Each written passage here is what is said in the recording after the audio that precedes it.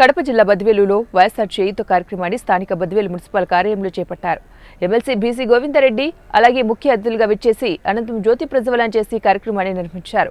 మహిళలకు వైఎస్ఆర్ పథకాల గురించి వివరించారు. ముఖ్యమంత్రి వైఎస్ జగన్మోహన్ రెడ్డి మహిళలకు పెద్దపీట వేశారని గుర్తు చేశారు. ప్రతి రంగంలోనూ కూడా మహిళలకు అత్యధిక ప్రాధాన్యత ఇస్తూ ముందుకు వెళ్తున్నారని పేర్కొన్నారు.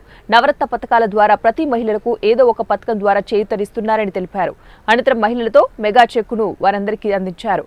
అనంతరం ముఖ్యమంత్రి వైఎస్ జగన్మోహన్ రెడ్డి చిత్రపటానికి పాలాభిషేకం కార్యక్రమాన్ని నిర్వహించారు.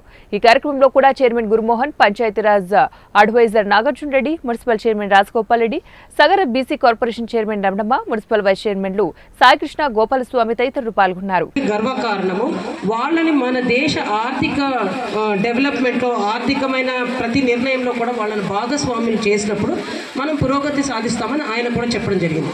మరి ఇంతమంది గొప్ప వాళ్ళు మహిళలకు ఇంపార్టెన్స్ ఇవ్వాలని చెప్పినప్పుడు ఈరోజు జగనన్న ఈ చేయూత కానీ ఆసరా కానీ ఈ ఇళ్ల పట్టాలు కానీ ప్రతిదీ కూడా మహిళలను భాగస్వామి చేస్తుంటే ప్రతిపక్షాలు ఎందుకు గోల పెడుతున్నాయని మీరు ఆలోచించండి. అంటే ముందు చెప్పిన వాళ్ళు తప్పు చెప్పారా?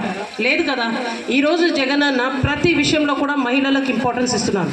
కేవలం నామమాత్రంగా కాదు, ఈరోజు రాజకీయంగా కూడా మహిళలు అభివృద్ధి చెందాలని 50% నామినేషన్ వర్క్స్లో కానీ నామినేటెడ్ పోస్ట్లో కానీ ప్రతి దాంట్లో కూడా 1% కూడా తగ్గనివ్వరు జగన్ సార్. మహిళలకు కేటాయించింది మహిళలకు ఇవ్వాల్సిందే అంటారు. ఈ రోజున మీ అందరికీ నేను చెప్పదలుచుకున్నాను, ఎందుకంటే మీరు అన్ని విషయాలు విన్నారు, మీకు అందరికీ తెలుసు. మనం ప్రతి ఇంటికి వెళ్ళినప్పుడు చూసాము, ప్రతి అక్క చెల్లెమ్మ ఎంత. మరి ఈరోజు అదే జగనన్నను ఓడించాలని చంద్రబాబు నాయుడు గారు, పవన్ కళ్యాణ్ గారు, మళ్ళీ బీజేపీ, ఇండైరెక్ట్ గా కాంగ్రెస్, కమ్యూనిస్టులు అందరూ కలిసి ఒకే ఒక్క నాయకుడిని ఆయన పార్టీ వాళ్ళ సిద్ధాంతాలు ఏమీ లేవు.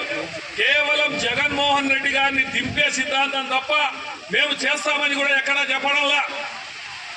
కాబట్టి ఈరోజు వాస్తవ మహిళలు మీరందరి చేతుల్లోనే ఉంది. ఈరోజు కొంతమంది కులం తీసుకొస్తున్నారు, కులం కూడు పెట్టదు, సొంత దాయాదులు కూడా మనం బతుకుతుంటే చూడలేరు.